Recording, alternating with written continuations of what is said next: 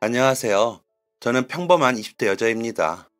다른 분들 사연 재밌게 읽다가 저도 한번 보내보면 어떨까 해서 사연 적어봅니다. 제게 소중한 인연이 되어주신 분과의 일화를 재밌게 봐주셨으면 합니다. 저는 제주도가 고향입니다. 할머니가 물질을 하셨고 어머니와 아버지는 국수집을 운영하셨습니다. 그래서 저는 태어나고 한 번도 제주도를 떠난 적이 없었습니다. 고등학생 때 한 번 서울에 가본 적이 있었는데 아직도 그때 느꼈던 충격을 지울 수가 없습니다. 제 나이 18살에 처음 방문한 서울이라는 곳은 정말 충격적으로 화려하고 충격적으로 시끄러웠습니다. 사실 요즘엔 제주도 어디를 가도 사람이 많더라고요. 주로 관광객들이죠. 그런데 제가 고등학생 때만 해도 이 정도까진 아니었거든요.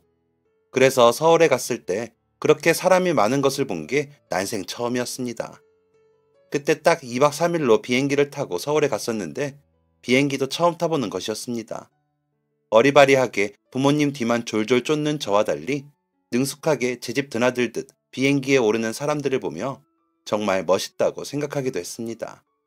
여름방학 기념, 제 생일 기념해서 서울을 간 것이어서 여행 일정이 철저하게 제 위주로 되어 있었습니다.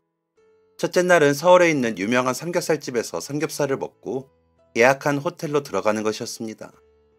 와, 그런데 어떻게 그렇게 차가 많은지, 이래서 고깃집까지 갈 수 있을까? 의문이 들 정도였습니다. 그렇게 도착한 고깃집도 사람이 많더라고요. 외국인도 있었고 직원도 엄청 많았습니다. 너무 시끄러워서 부모님하고 거의 소리를 지르면서 대화를 나눈 기억이 나네요. 밥을 다 먹고 나와서 시내를 걷는데 시내에도 사람이 참 많았습니다. 제주도는 8시, 9시만 되면 가게들이 다 문을 닫고 돌아다니는 사람도 많지 않은데 서울은 10시가 넘어도 화려한 간판들이 빛을 내고 사람들이 정말 많더라고요. 그렇게 사람들의 감탄하며 호텔에 도착을 했습니다. 호텔은 또 얼마나 좋은지 거기서 평생 살고 싶을 정도였습니다. 화장실에 있는 욕조에서 1시간이나 몸을 담그고 있었죠. 그 다음 날은 롯데월드에 갔습니다. 오픈할 때 들어가서 퍼레이드까지 다 보고 캄캄해져서야 나왔습니다. 그런데도 시간이 정말 빠르게 흘러간 것처럼 느껴졌습니다. 정말 신이 났거든요. 아마 거기에 있는 놀이기구를 다 탔던 것 같습니다. 먹을 것도 잔뜩 먹고 머리띠랑 요상한 요술봉 같은 것도 샀습니다. 다 놀고 밖에도 구경을 했는데 도로가 정말 넓고 건물들도 으리으리하게 컸습니다. 그렇게 신나게 놀았던 2박 3일 기억이 제게는 잊혀지지 않는 서울의 모습이었습니다. 이후 제주에 돌아온 저는 계속 그 서울의 잔상이 머리에 가득했습니다. 다시 생각해도 가슴이 두근거리고 머릿속이 반짝반짝하는 기분이었습니다. 그리고 저는 결심했습니다. 어른이 되면 꼭 서울에 가야겠어. 저는 지극히 평범한 학생이었습니다. 딱히 잘하는 것도 없었고 좋아하는 것도 없었습니다.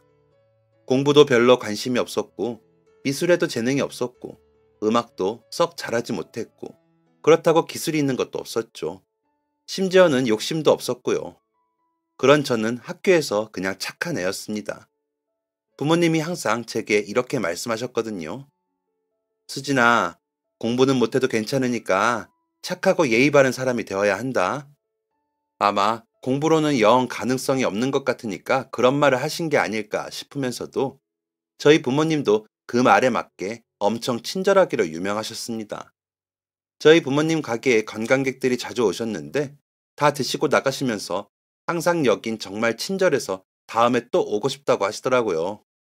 인터넷에 올라오는 후기들도 다 사장님 부부가 친절하다는 글이 많았습니다. 저도 그런 부모님 밑에서 자랐으니 좀 덜렁대긴 해도 어른들한테는 깍듯하게 예의를 갖추었습니다. 하지만 예의 바르다고 누가 저를 서울로 데려가 주는 건 아니잖아요. 친구들은 공부해서 서울에 있는 대학교 갈 거라고 하는데 저는 어떻게 서울에 가야 하나 고민에 빠졌습니다. 그런데 영 방법이 떠오르질 않더라고요. 저희 부모님이 돈이 아주 많아서 저한테 서울 집 하나를 떡하니 구해주실 분들도 아니었고 친척들 중에 서울에 사는 사람이 있는 것도 아니었죠. 그렇게 20살이 되었고 친구들은 하나둘 서울에 있는 대학교로 떠나게 되었습니다.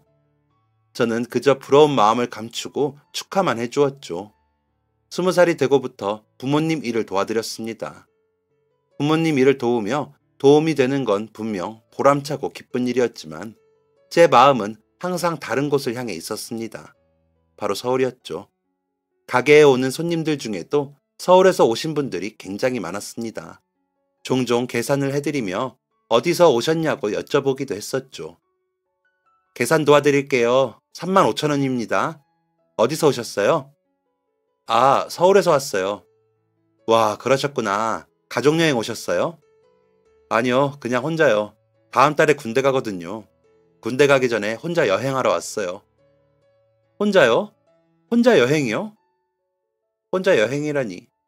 그때 저에겐 그게 꽤나 큰 충격이었습니다. 제 또래로 보이는 남자가 혼자 여행을 온 경우는 극히 드물었거든요. 가게 일을 도우면서 처음 보는 경우였습니다. 그 남자를 보는 순간 제 속에 감춰져 있던 모험심 같은 게 스물스물 끌어올랐습니다. 그리고 그날 밤 저는 큰 결심을 하고 비장한 표정으로 부모님께 말씀을 드렸습니다. 저 서울에 갈래요. 뭐? 왜? 무슨 일로? 네가 서울에 갈 일이 뭐가 있어? 여행이요, 여행. 여행 갈래요. 아, 또 뭐라고? 여행이라면 다다음 달 가게 휴무 맞춰서 엄마 아빠랑 같이 가자. 오랜만에 서울 가보겠네. 아니요, 저 혼자요. 혼자 서울로 여행 가려고요. 뭐, 혼자? 왜? 혼자 어떻게 가, 위험하게? 왜 못 가요? 오늘 가게에 온 제 또래 남자 손님도 혼자 서울에서 왔다던데요. 그 사람은 남자잖아. 여자가 어떻게 서울로 가? 얼마나 위험한데. 역시나 예상대로 엄청 반대를 하시더라고요. 그럴만도 하죠. 자식이라고는 저 하나뿐이신데 혼자 여행을 간다니까 얼마나 걱정이 되시겠어요. 그것도 여자애가 혼자 사람 많은 서울로요. 그날부터 정말 계속 조르고 졸랐습니다. 눈만 마주쳐도 졸랐습니다. 가게에서도 조르고 집에서도 졸랐죠. 마치 5살짜리 애가 사탕을 사달라고 조르는 것처럼 진짜 징하게도 졸라댔습니다. 그런데 부모님이 너무 완강하게 안 된다고 하시더라고요. 이대로 포기해야 하나 싶던 어느 날이었습니다. 물질 하신다던 저희 할머니 있잖아요. 저희 할머니도 저희랑 같이 살고 계셨거든요. 보다 못한 할머니가 한 말씀 하셨습니다. 애 좀 보내줘라 좀. 너네처럼 제주에만 살게 하려 그러냐? 애기가 이렇게 원하는데 그거 뭐 어렵다고 그렇게 안 된다고 그러냐? 수진이 가라 가. 할미가 돈 줄 테니까 내일 당장 가. 저희 할머니가 그렇게 큰 소리 치시는 분이 절대 아니시거든요. 그런데 그날 갑자기 그렇게 역정 아닌 역정을 내셔서 저희 가족 다 당황을 했고 어머니 아버지는 할머니 말에 따라 저를 서울로 보내주셨습니다. 공항까지 쫓아오시면서 걱정 어린 잔소리를 많이 늘어놓으셨죠. 수진아, 차 조심, 사람 조심해야 한다. 눈 뜨고 코 베인다는 말이 괜히 있는 게 아니야. 어디 갈 때마다 꼭 엄마 아빠한테 문자로 알려주고 밤에 자기 전에 전화하고 엄마 아빠한테 알려준 일정대로 움직이고 숙소에 늦지 않게 들어가야 해. 서울은 밤이 밝아도 얼마나 무서운지 몰라.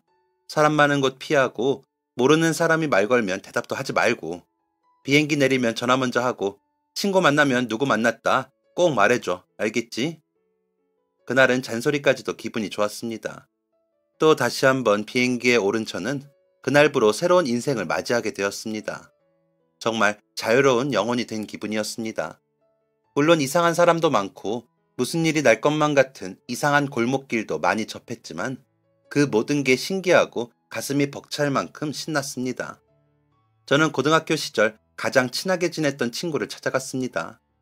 그 친구는 공부를 아주 잘해서 서울에 있는 대학교 중 간호학과에 진학을 했습니다. 내 친구가 간호사가 된다니 그것도 서울에서 너무 신기하고 대견했습니다. 마침 친구가 여름방학을 맞아서 시간이 남아서 제 여행에 함께 해주었습니다.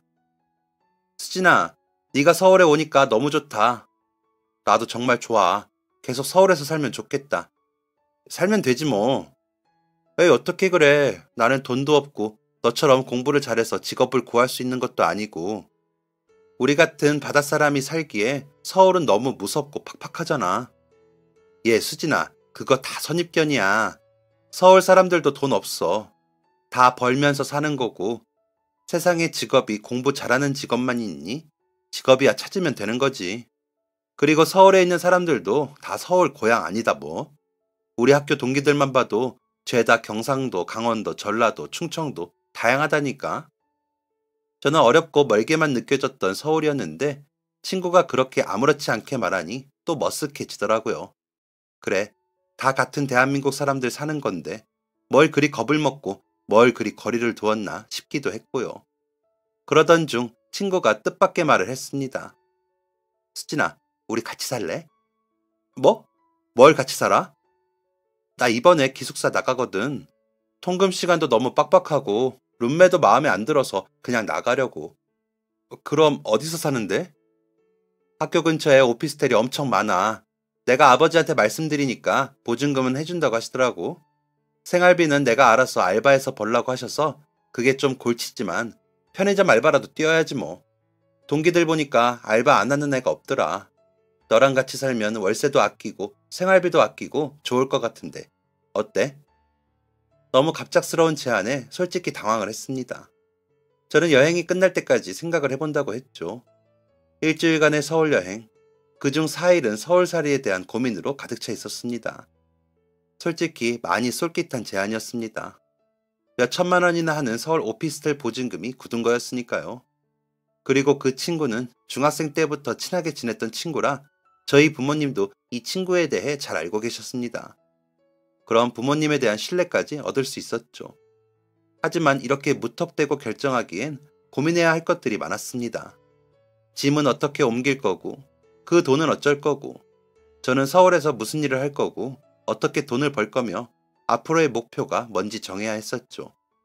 저도 아무 생각 없이 화려함만 보며 서울에서 살고 싶은 생각은 없었으니까요.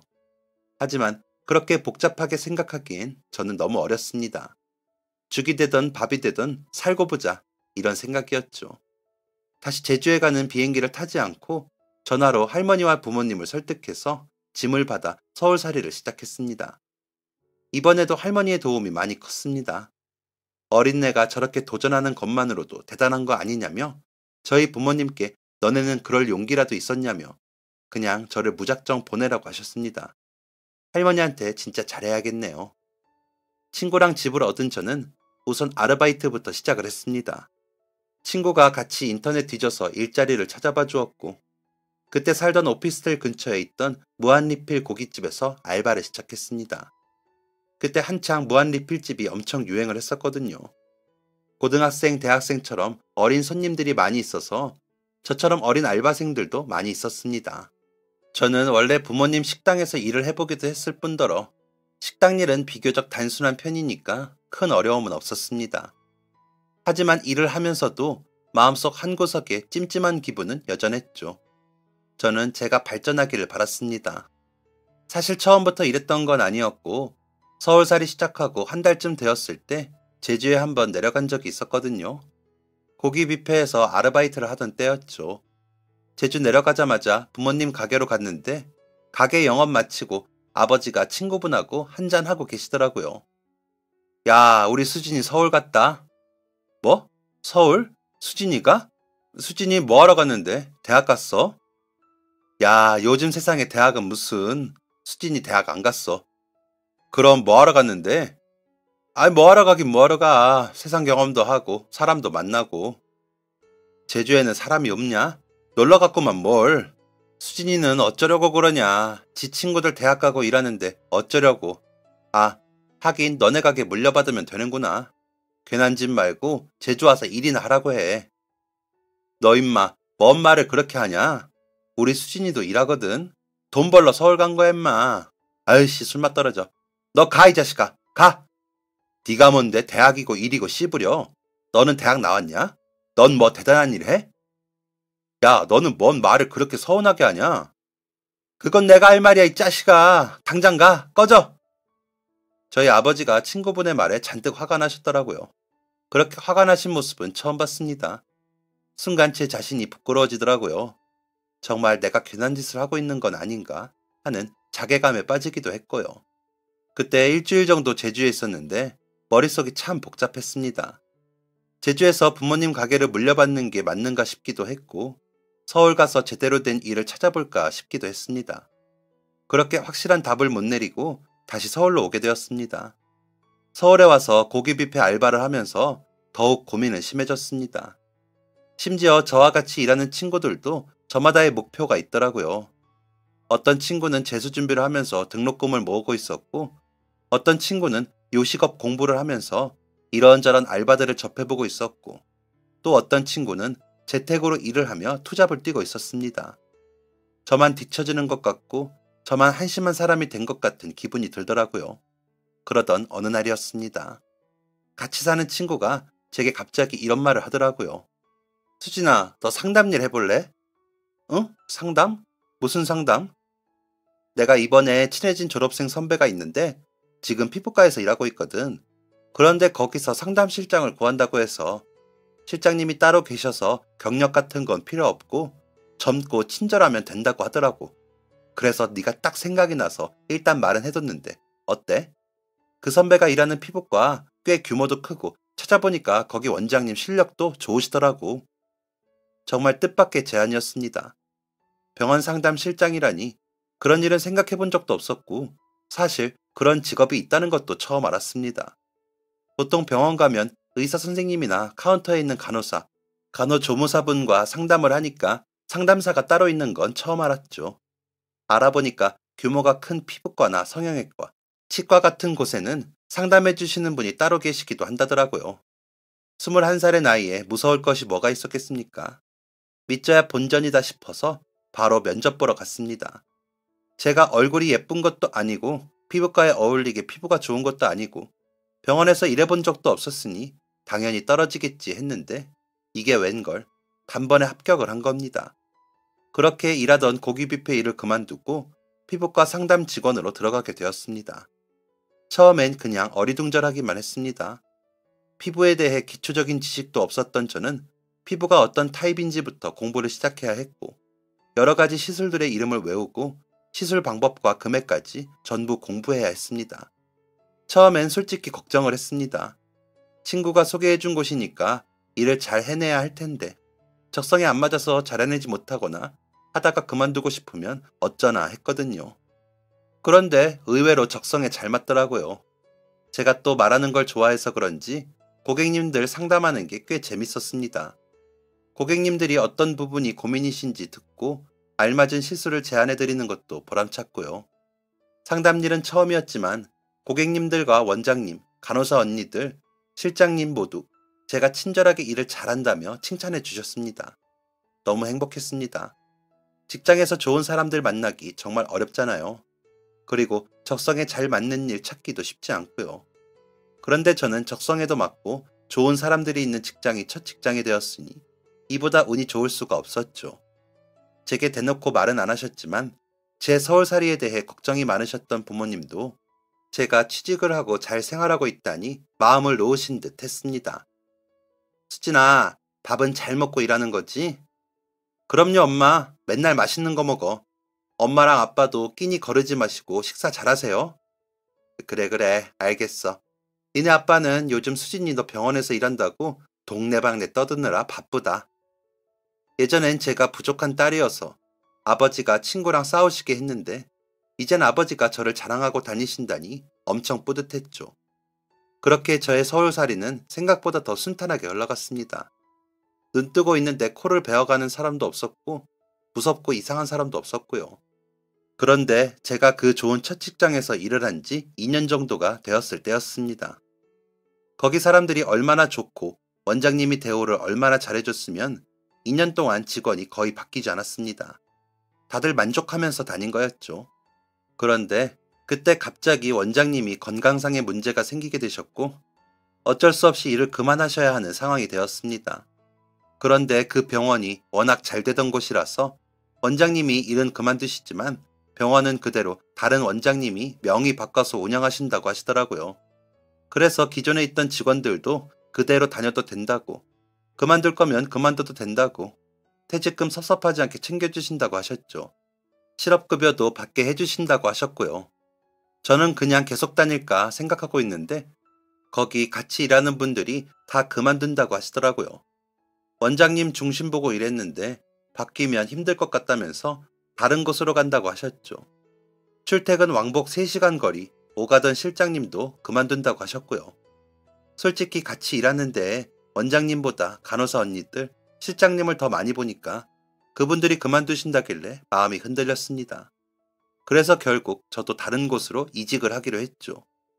원장님이 급하게 자리를 비우게 되셔서 저도 급히 새 병원을 찾아봤습니다. 큰 병원에서 일을 해봤으니까 동네 병원은 어떨까 궁금하고 해보고 싶더라고요. 그러던 중 저랑 친구랑 사는 오피스텔 쪽 시내 피부과에 상담실장 자리가 있더라고요. 제가 실장급은 아니지만 경력 2년부터 인정해 준다고 하길래 가까우니까 면접 한번 봐보자 하는 생각으로 갔습니다. 생긴 지 꽤 되어 보이는 병원이었습니다.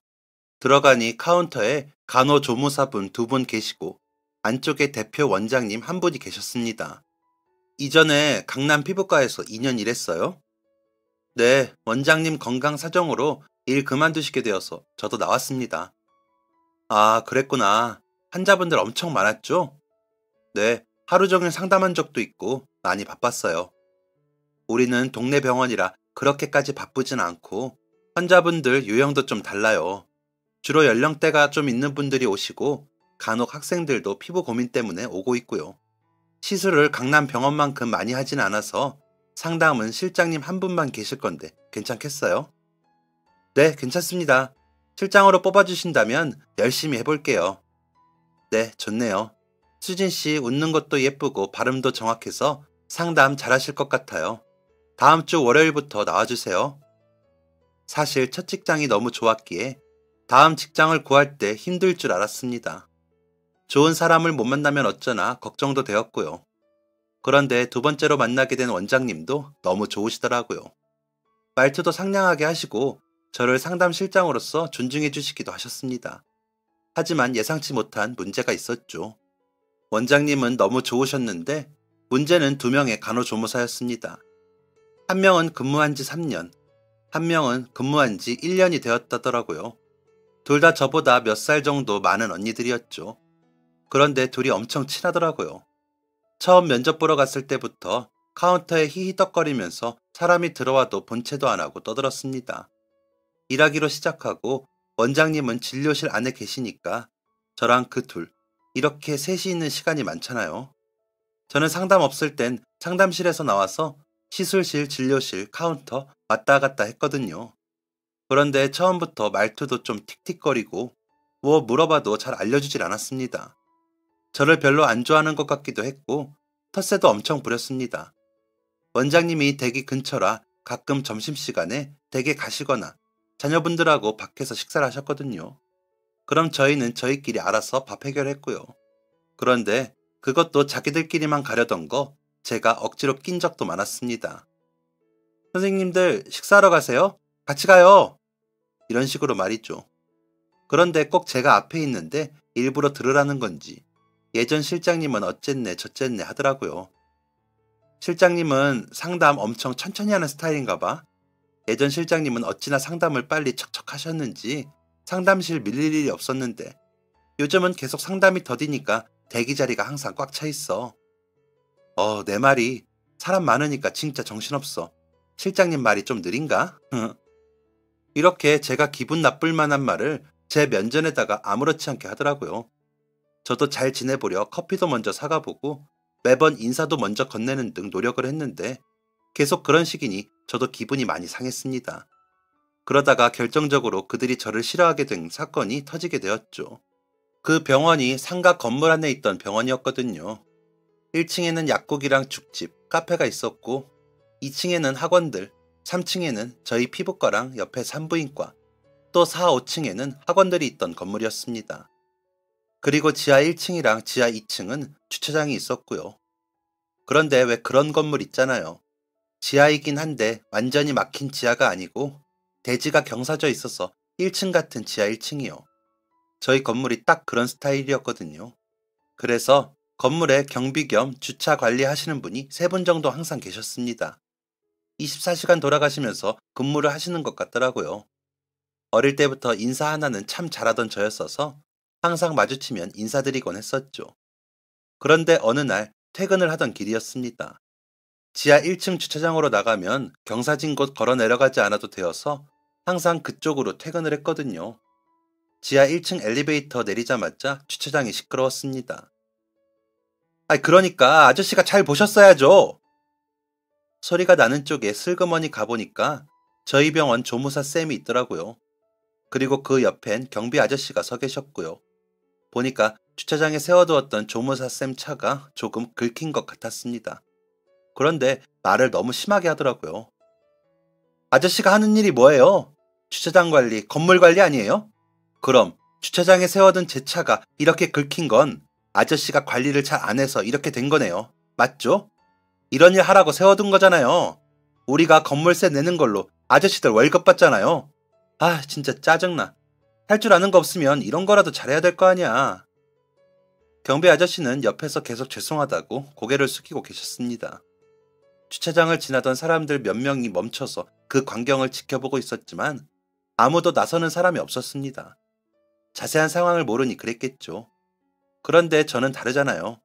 그 쌤이 우리 병원 쌤이라는 것도 알고 경비 아저씨 잘못이 아니라는 것도 분명했고요. 쌤, 실장님, 왜 말을 그렇게 해요? 네? 뭐가요?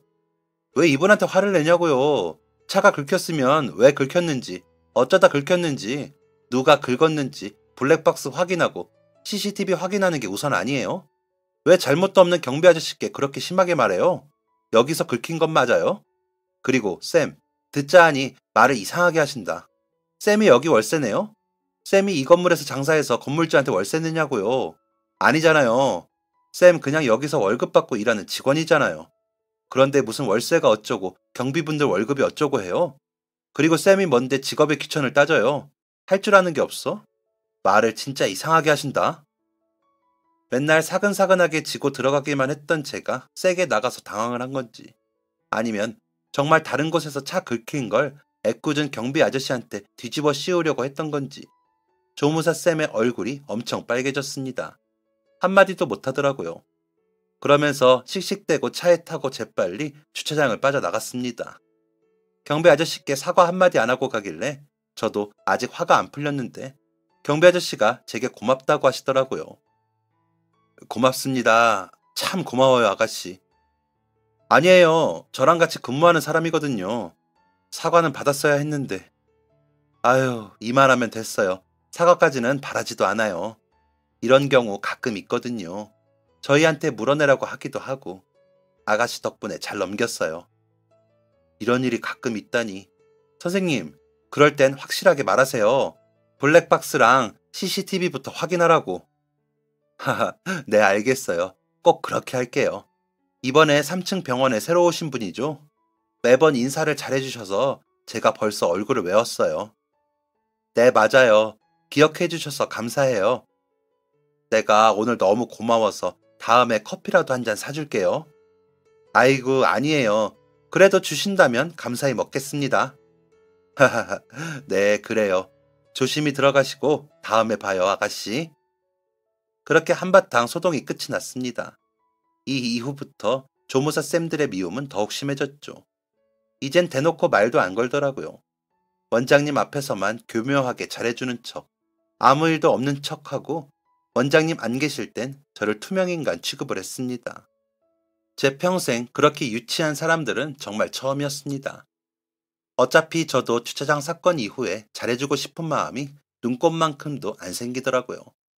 다른 건 다 참아도 어른한테 예의 없이 하는 건 절대 못 참는 일이었으니까요. 저도 더 이상 그들 신경 쓰지 않고 제 일만 하기로 마음먹었습니다. 일하는 내내 스트레스도 받고 힘들었지만 그래도 원장님이 좋으시고 손님들이 좋아서 참고 일하기로 했죠. 예전에 다니던 병원과 다르게 그곳은 나이가 좀 있으신 분들이 종종 오셨거든요. 시술도 있었지만 대부분 치료 목적으로 많이 방문해 주셨고요.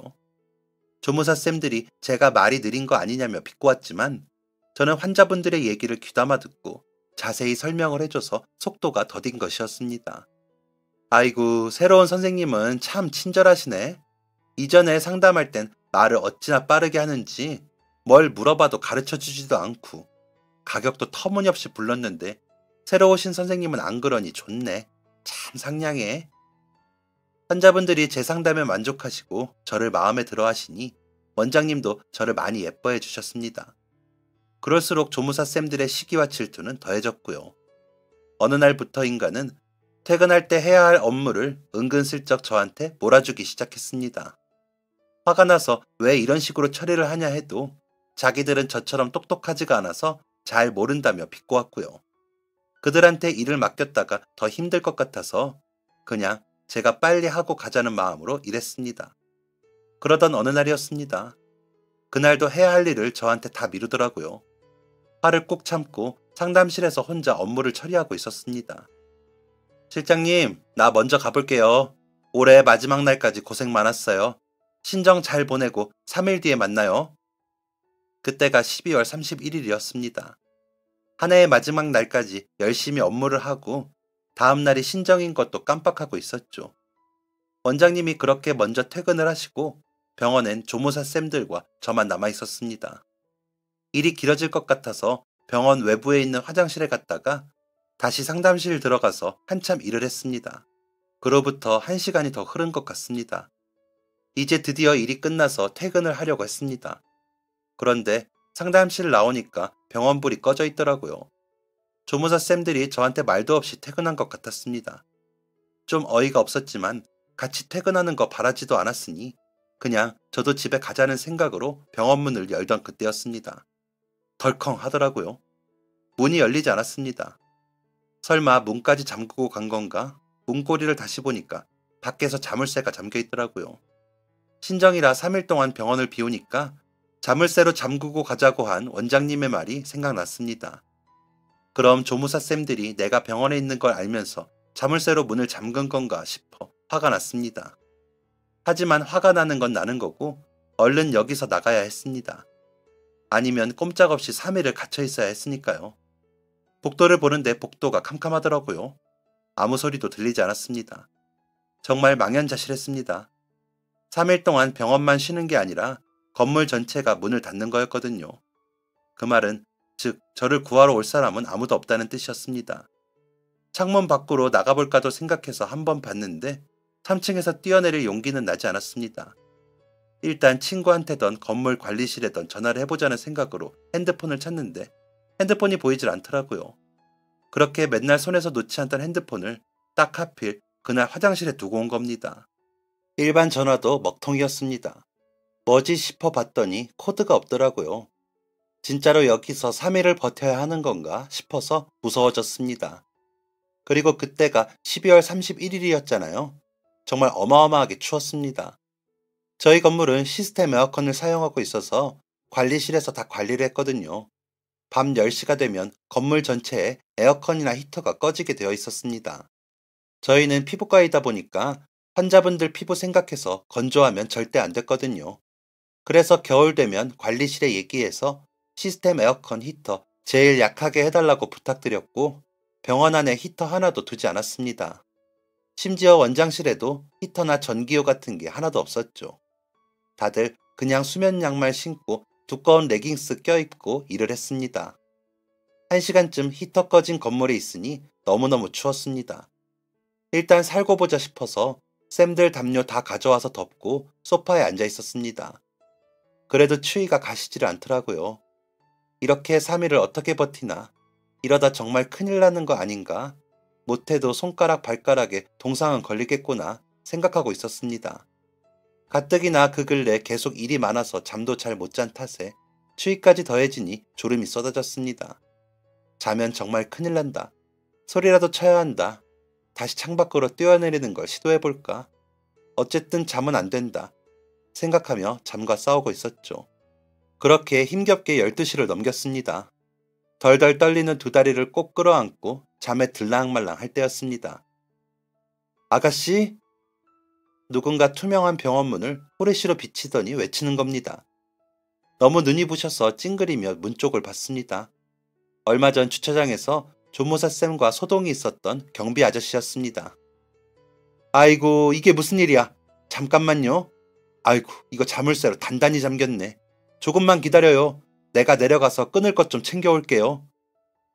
허둥지둥 계단 아래로 내려가는 경비 아저씨의 발소리를 들으며 생각했습니다. 살았다. 저는 경비 아저씨들이 계시는 사무실에서 아저씨가 주시는 뜨끈한 차를 한 잔 받아 먹었습니다. 다리 옆에 히터를 두고 핫팩까지 손에 쥐고 있으니 얼어있던 몸이 싹 풀리는 기분이었습니다. 아이고, 진짜 큰일 날 뻔했어요. 어쩌다가 거기 갇혀서. 그러게요. 어쩌다 갇혀버렸네요. 그런데 제가 거기 있는지 어떻게 하셨어요? 아, 내가 오늘 8시부터 여기 나와 있었거든. 근데 퇴근하면서 맨날 인사해주는 아가씨가 안 보이더라고. 그래서 오늘 출근을 안 했나? 일찍 퇴근을 했나 했는데 아무리 생각해도 이상하더라고. 맨날 보이던 아가씨가 안 보이니까 걱정도 되고. 그래서 혹시나 하고 올라갔지 뭐. 내가 좀 더 일찍 올라갔어야 했는데. 아이고, 많이 추웠겠어. 와, 그랬구나. 아니에요. 와주신 것만으로도 감사하죠. 정말 얼어 죽을 뻔했어요. 내일부터 3일 동안 건물 문 닫는데도 출근하시는 거예요? 내일 아침까지만 당직 서고 그 다음에 다 셔터 내리고 가야지. 얼마 전에 주차장 보수를 했는데 뭐가 하나 안 돼서 새벽에 잠깐 들른다네. 아가씨, 그 덕에 살았어, 정말. 아저씨 덕분에 산 거죠. 정말 정말 감사합니다. 커피 한 잔 얻어먹기로 했는데 목숨을 살려주셨네요. 그날 집에 가서 말 그대로 기절하듯 잠에 들었습니다. 이 기세라면 반나절은 자겠다 했는데 병원에 홀로 갇혀있던 게 큰 충격이었는지 악몽까지 꿨습니다. 몸이 너무 힘들어 제주 내려가지도 못하고 꼼짝없이 집에서 자고 쉬면서 휴일을 보냈고 다시 출근하는 날 비장한 마음으로 일찍 병원에 갔습니다.